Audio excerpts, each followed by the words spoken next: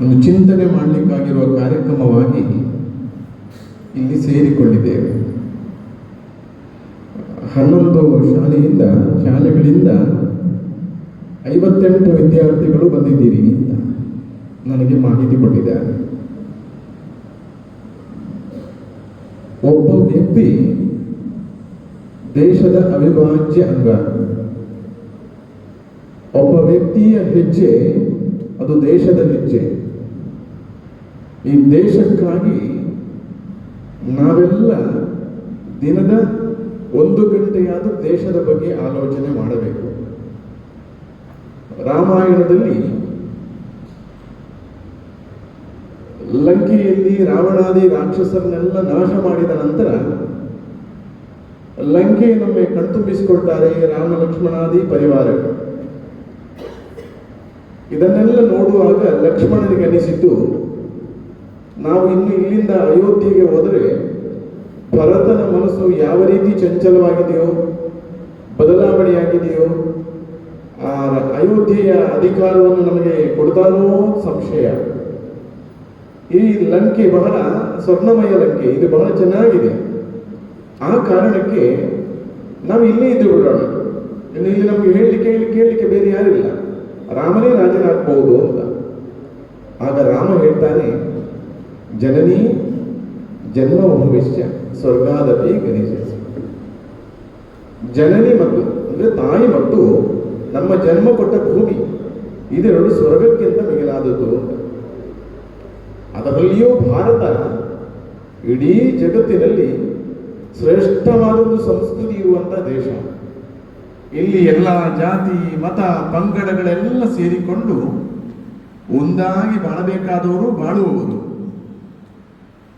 ನಮಗೆ ಮಾತ್ರವಲ್ಲ, ಎಲ್ಲ ಜೀವರಾಶಿಗಳಿಗೂ ದೊಡ್ಡ ಆಶ್ರಯ ಅಂದರೆ ಅದು ಈ ಪ್ರಕೃತಿ. ಹೆತ್ತ ತಾಯಿ ನಮಗೆ ಹಾಲುಣಿಸಿದರೆ ಈ ಪ್ರಕೃತಿ ನಮಗೆ ಉಸಿರನ್ನು ಉಣಿಸ್ತದೆ. ಬಹಳ ವರ್ಷಗಳ ಹಿಂದೆಗೆ ನಾವು ಅವಲೋಕಿಸಿದರೆ ಅನ್ನ ಅದು ಮಾರಾಟದ ವಸ್ತು ಅಂತ ಯಾರು ನಂಬ್ತಿರ್ಲಿಲ್ಲ. ಅನ್ನವನ್ನು ಮಾರಾಟ ಮಾಡ್ತಾರೆ ಅಂದರೆ ನಮ್ಮ ಅಜ್ಜೆಯ ಕಾಲದಲ್ಲಿ ಯಾರು ನಂಬ್ತಿರ್ಲಿಲ್ಲ. ಅನ್ನ ಮಾರಾಟ ಮಾಡಬಾರದು ಅಂತ ಇತ್ತು. ಆದರೆ ಇವತ್ತು ನಾವು ನೋಡೋಣ, ಅನ್ನ ಮಾರಾಟದ ವಸ್ತು ಆಗಿದೆ. ಕ್ಯಾಟ್ರಿಂಗ್ಗಳೆಲ್ಲ ರೆಡಿಯಾಗಿ ನಮ್ಮ ಫಂಕ್ಷನಲ್ಲಿ ಅಲ್ಲೂ ಯಾವುದೇ ಒಂದು ಆತಿಥ್ಯ ಔತಣ ಊಟ ಇದ್ದರೆ ನಾವು ಕ್ಯಾಟ್ರಿಂಗಿನ ಮೂಲಕ ಆಹಾರ ಪರ್ಚೇಸ್ ಮಾಡೋದು. ಅನ್ನ ಮಾರಾಟದ ವಸ್ತು ಆಯಿತು. ಇನ್ನು ವಿದ್ಯೆ ಮಾರಾಟದ ವಸ್ತು ಆಗಿರಲಿಲ್ಲ, ಈಗ ವಿದ್ಯೆಯೂ ಮಾರಾಟದ ವಸ್ತುವೇ ಆಯಿತು. ನೀವು ನಂಬ್ತೀರಾ ಉಸಿರಾಡುವ ಗಾಳಿ ಮಾರಾಟದ ವಸ್ತು ಆಗುತ್ತದೆ ಅಂತ? ಉಸಿರಾಡ್ತಾ ಇದ್ದೇವೆ ಸಹಜವಾಗಿ, ನಾವು ಕ್ಷಣ ಕ್ಷಣಕ್ಕೂ ಉಸಿರಿಲ್ಲದೆ ಬದುಕಲಿಕ್ಕೆ ಸಾಧ್ಯ ಇಲ್ಲ. ಅಂತ ಉಸಿರು ಗಾಳಿಯು ಅದು ಮಾರಾಟದ ವಸ್ತು ಆಗುತ್ತದೆ ಅಂತ ನಂಬ್ತೀರಾ? ಈ ಕಾಲದಲ್ಲಿ ನಮಗೆ ನಂಬಲಿಕ್ಕೆ ಸಾಧ್ಯ. ಉಸಿರಾಡು ಸಹಜವಾಗಿ ಪ್ರಕೃತಿಯಿಂದ ಸಿಕ್ಕುವಂಥದ್ದಲ್ಲ, ಇದಕ್ಕೆ ಯಾಕೆ ಹಣ ಅಂತ. ಆದರೆ ನೆನಪಿಟ್ಟುಕೊಳ್ಳಿ, ಕೆಲವು ಪಟ್ಟಣದಲ್ಲಿ, ಅದರಲ್ಲಿಯೂ ಡೆಲ್ಲಿಯಂತಹ ಪ್ರದೇಶ ನೋಡಿ, ಶಾಲಾ ಕಾಲೇಜುಗಳಿಗೆ ರಜೆ ಕೊಡ್ತಾ ಇರ್ತಾರೆ. ಹೇಗೆ ಹೆಚ್ಚು ಮಳೆ ಬರ್ತದೆ ಅಂತ ಹವಾಮಾನಕ್ಕೆ ಸಂಬಂಧಪಟ್ಟ ರಜೆ ಘೋಷಣೆ ಆಗ್ತದೋ, ಕಳೆದ ವಾರದಲ್ಲೇ ನೋಡಿದೆ ಎಷ್ಟು ರಜೆ. ಮಳೆಯ ಕಾರಣದಿಂದ ಮಳೆ ಬಂದಾಗ ರಜೆ ಕೊಡಬೇಕು. ಆದರೆ ಉಸಿರಾಡುವ ಗಾಳಿ ಕೆಟ್ಟು ಹೋಯಿತು ಅಂತ ರಜೆ ಮಾಡುವಂಥ ಪರಿಸ್ಥಿತಿ ಡೆಲ್ಲಿಯಲ್ಲಿ ಇದೆ. ಡೆಲ್ಲಿಯ ಜನಗಳು ಪ್ರಕೃತಿಯ ಬಗ್ಗೆ ಗಮನಿಸದ ಕಾರಣ ಹೀಗಾಯಿತು. ದಿನದಿಂದ ದಿನಕ್ಕೆ ಜನಸಂಖ್ಯೆ ಹೆಚ್ಚಾಗುತ್ತದೆ. ಆದರೆ ಆ ಜನಗಳಿಗೆ ಸೌಕರ್ಯದ ಹೆಸರಿನಲ್ಲಿ ಕಟ್ಟಡ ಕಟ್ಟುವುದು ಹೆಚ್ಚೇ ಆಗ್ತದೆ. ಮೊದಲೆಲ್ಲ ನಮ್ಮ ಉಪ್ಪಳಪೇಟೆಯಲ್ಲಿ ಕಟ್ಟಡಗಳೇ ಕಡಿಮೆ ಇತ್ತು, ಈಗ ಎಲ್ಲೆಲ್ಲೂ ಕಟ್ಟಡಗಳಿವೆ.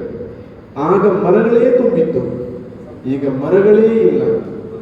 ನಮಗೆ ಅನುಕೂಲಕ್ಕೆ ಸೌಕರ್ಯಕ್ಕೆ ರಸ್ತೆ ಅಗಲ ಮಾಡಬೇಕು, ಆ ಸಮಯದಲ್ಲಿ ಇಂಥದ್ದೆಲ್ಲ ಸಂಭವಿಸುವಂಥದ್ದು ಸಹಜ, ನಾವು ಅದನ್ನು ಒಪ್ಪಿಕೊಡಬೇಕು. ಆದರೆ ಪ್ರಕೃತಿ ಇಲ್ಲದೆ ಬದುಕೇ ಸಾಧ್ಯವಿಲ್ಲ. ಯಾವ ರಸ್ತೆ ಇದ್ರೂ, ಯಾವ ಕಟ್ಟಡಗಳಿದ್ರೂ, ಎಷ್ಟೋ ದೊಡ್ಡ ಸಂಪತ್ತುಗಳಿದ್ರೂ ನಾವು ಚಿನ್ನವನ್ನು ತಿಂದು ಹೊಟ್ಟೆ ತುಂಬಿಸಲಿಕ್ಕೆ ಸಾಧ್ಯ ಇಲ್ಲ. ಉಸಿರಿಲ್ಲದೆ ನಮಗೆ ಬದುಕಲಿಕ್ಕೆ ಸಾಧ್ಯ ಇಲ್ಲ. ಅಂದ ಮೇಲೆ ನಮಗೆಲ್ಲರಿಗೂ ಅಗತ್ಯವಾದಂಥದ್ದು ಅನ್ನಕ್ಕಿಂತಲೂ ಹೆಚ್ಚಾಗಿ ಉಸಿರು. ಅನ್ನವಿಲ್ಲದೆ ಒಂದು ವಾರ ಆದರೂ ಬದುಕಬಹುದು, ನೀರಿಲ್ಲದೆ ಬದುಕಲಿಕ್ಕೆ ಒಂದು ತಿಂಗಳು ಕಷ್ಟ. ಆದರೆ ಉಸಿರಿಲ್ಲದ ಒಂದು ಕ್ಷಣವೂ ಇರಲಿಕ್ಕೆ ಸಾಧ್ಯ ಇಲ್ಲ. ಆ ಕಾರಣಕ್ಕೆ ಉಸಿರು ಕೊಡುವಂತಹ ಈ ಗಿಡ ಮರಗಳನ್ನು ನಾವು ನಮ್ಮ ತಾಯಿಗೆ ಸಮಾನವಾಗಿ ಪ್ರೀತಿಸಬೇಕು. ನಮ್ಮ ಹೆತ್ತ ತಾಯಿಯನ್ನು ನಾವು ತುಂಬ ಪ್ರೀತಿಸಬೇಕು. ಯಾಕೆಂದ್ರೆ ನಮ್ಮ ದೇಹ ಗಟ್ಟಿಯಾಗಿರುವುದೇ ಅಮ್ಮನ ವಾತ್ಸಲ್ಯದಿಂದ. ಹಾಗೆ ನಾವು ಬದುಕಿ ಉಳಿದಿರುವುದು ಈ ಪ್ರಕೃತಿ ಕೊಡುವ ಉಸಿರಿನಿಂದ. ಹಾಗಾಗಿ ನಾವೆಲ್ಲರೂ ಯೋಚನೆ ಮಾಡಬೇಕು, ಇವತ್ತು ನಾವು ಉಸಿರಾಡುವುದು ಹೇಗೆ? ಇಂತಹ ಪ್ರಕೃತಿಗಳ ಮಧ್ಯೆ ಇರುವುದಕ್ಕೆ ಯಾರು ಕಾರಣ? ನಮ್ಮ ಪೂರ್ವಜರು, ನಮ್ಮ ಅಜ್ಜ ಅಜ್ಜಿಯವರು ಇನ್ನೇನು 70-80 ವರ್ಷ ಬದುಕಿದ್ರು ಕೊನೆಯ ಕ್ಷಣದಲ್ಲಿ ಅವರಿಗೆ ನಡೆದಾಡಲಿಕ್ಕೆ ಸಾಧ್ಯವಾಗುವುದಾದರೆ ಅವರು ವರ್ಷದಲ್ಲಿ ಕೆಲವೊಂದು ಗಿಡಗಳನ್ನು ನಡ್ತಿದ್ರು. ಮಾವಿನ ಸಸ್ಯವೋ ಹಲಸಿನ ಸಸ್ಯವೋ ಆಗಬಹುದು, ನಡ್ತಿದ್ರು. ಅದು ದೊಡ್ಡದಾಗಿ ಫಲ ಕೊಡುವಾಗ ಅವರು ಬದುಕಿರುವುದಿಲ್ಲ, ಅವ್ರಿಗೆ ಗೊತ್ತಿದೆ ಹೆಚ್ಚು ಬದುಕುವುದಿಲ್ಲ ಅಂತ. ಆದರೆ ನಮ್ಮ ಮುಂದಿನ ಜನಗಳಿಗಾಯಿತು ಅಂತ ಯೋಚನೆ ಮಾಡ್ತಿದ್ರು ನಾವು. ನೀವೇ ಗಮನಿಸಿಕೊಳ್ಳಿ, ನಿಮ್ಮ ಜೀವನದಲ್ಲಿ ಎಷ್ಟು ಗಿಡ ನಟ್ಟಿದ್ದೀರಿ? ನನಗೆ ಆಯುರ್ವೇದದಲ್ಲಿ ದೊಡ್ಡ ವಿದ್ಯಾಭ್ಯಾಸ ಪಡೆದಂಥ ಒಬ್ಬರು ಮಠಕ್ಕೆ ಬಂದಿದ್ದರು. ಅವರ ಕೈಯಲ್ಲಿ ನಾನು ಒಂದು ಗಿಡವನ್ನು ನಡೆಸಿದ್ದೆ. ಆಗ ಅವರು ಗಿಡ ನೆಟ್ಟು ಖುಷಿಪಟ್ಟು ಹೇಳ್ತಾರೆ, ನನ್ನ ಲೈಫಲ್ಲಿ ಫಸ್ಟ್ ಗಿಡ ನೆಡುವುದು ಅಂತ. ಸತ್ಯ ಘಟನೆ ಇದು. ಆಯುರ್ವೇದದ ಉನ್ನತ ಶಿಕ್ಷಣ ಎಲ್ಲ ಪಡ್ಕೊಂಡವರು ಅವರ ಜೀವನದಲ್ಲಿ ಫಸ್ಟ್ ಗಿಡ ನೆಟ್ಟದ್ದು. ಯಾವೊಬ್ಬ ವ್ಯಕ್ತಿಯ ಬದುಕಿನಲ್ಲಿ ಇಂತಹ ಒಂದು ದುರ್ಗತಿ ಬರಬಾರದು. ನೀವೆಲ್ಲರೂ ನಮ್ಮ ನಂತರದ ಪೀಳಿಗೆಯ ಅಧಿಕಾರಿಗಳು. ನಮಗೆ ಹಿರಿಯರು ಕೊಟ್ಟಂತಹ ಈ ಒಳ್ಳೆಯ ಪ್ರಕೃತಿಯನ್ನು ನಮ್ಮ ನಂತರದ ಪೀಳಿಗೆಗೆ ಹಸ್ತಾಂತರಿಸುವ ಹೊಣೆ ಇದೆ ನಮಗೆ. ನಾವು ಗಿಡಮರಗಳನ್ನು ನೆಡಬೇಕು. ದೇವಸ್ಥಾನ ಕಟ್ಟಿದ್ದಕ್ಕಿಂತಲೂ ಹೆಚ್ಚು ಪುಣ್ಯ ಇದೆ ಗಿಡದಿಂದ. ಆಗಲೇ ಅವರು ಸುಭಾಷಿತದಲ್ಲಿ ಹೇಳಿದ್ರು, 10 ಮಕ್ಕಳನ್ನು ಸಾಕುವುದಕ್ಕಿಂತಲೂ ಒಂದು ಮರವನ್ನು ನೆಡುವುದು ಅತ್ಯಂತ ಪುಣ್ಯ ಅಂತ.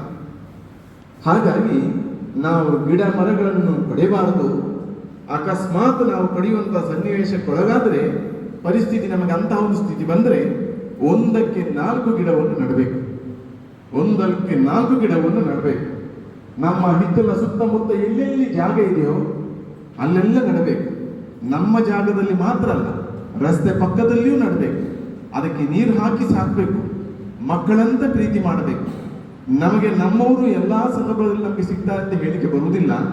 ಆದರೆ ಗಿಡ ಮರ ನಮಗೆ ಮಾತ್ರ ಅಲ್ಲ, ಇಡೀ ಜೀವರಾಶಿಗಳಿಗೆ ಆಶ್ರಯ. ಈ ಕಾರಣಕ್ಕೆ ನಾವು ಗಿಡದ ಮರಗಳನ್ನು ಪ್ರೀತಿಸೋಣ. ನಾವು ಫ್ರೆಂಡ್ಸ್ ಅಂತ ನಾವೇನಾದರೂ ವಹಿಸ್ಕೊಳ್ಳೋದಿದ್ರೆ ಒಂದು ಗಿಡವನ್ನು ನೀವು ವಹಿಸ್ಕೊಳ್ಬೇಕು. ಅದು ಯಾವತ್ತೂ ನಿಮಗೆ ದ್ರೋಹ ಮಾಡುವುದಿಲ್ಲ, ನೆರಳನ್ನೇ ಕೊಡುತ್ತದೆ.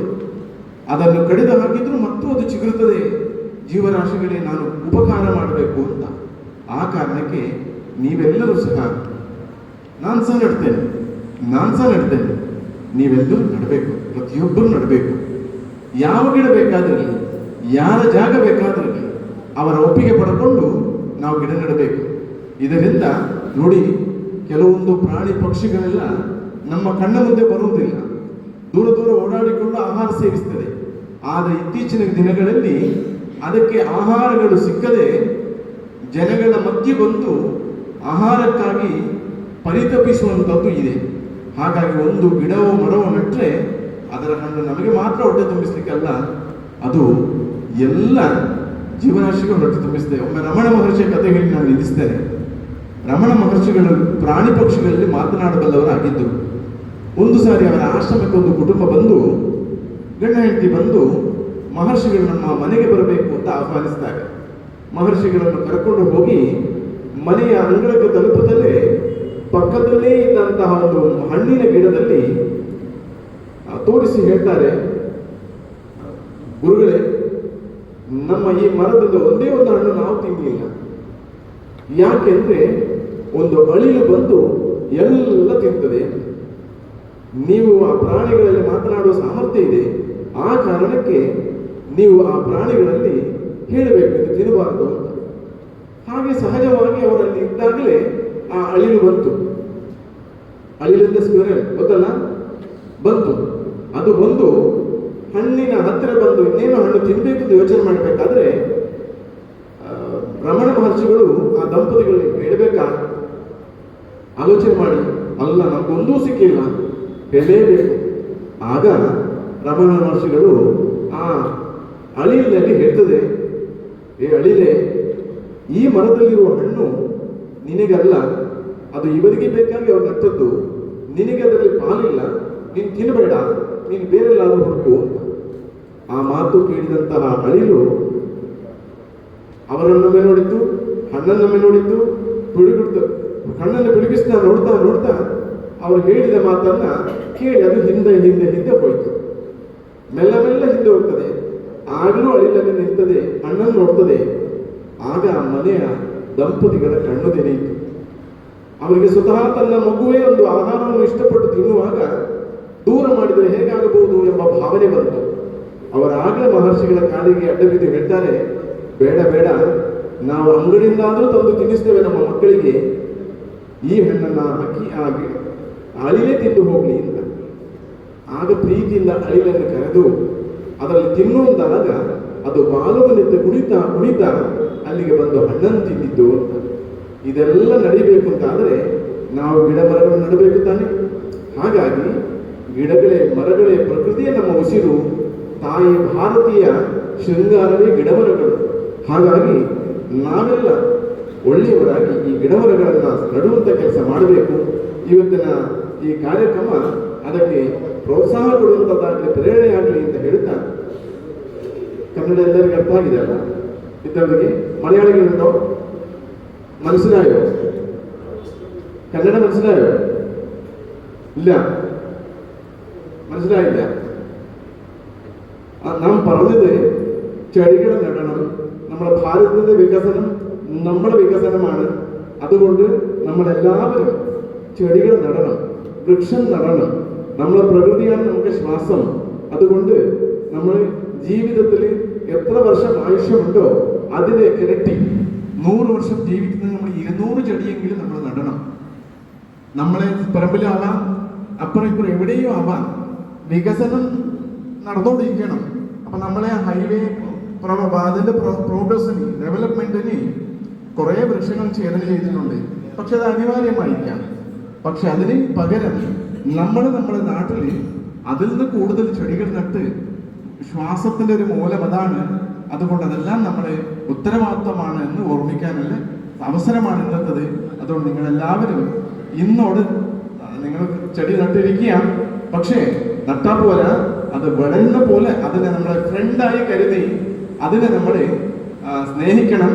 അതിന് ആഹാരം കൊടുക്കണം, വെള്ളം വളങ്ങളൊക്കെ ഇട്ട് വളർത്തി നമ്മുടെ പൂർവികന്മാർ നമുക്ക് എന്താണോ ഈ പ്രകൃതിയെ നമുക്ക് തന്നിട്ടുള്ളത്, ഇതിനെ നമ്മുടെ അടുത്ത തലമുറകൾക്ക് നമ്മൾ കൈമാറ്റി കൊടുക്കാനുള്ള ഉത്തരവാദിത്വം നമുക്കുള്ളതാണ്.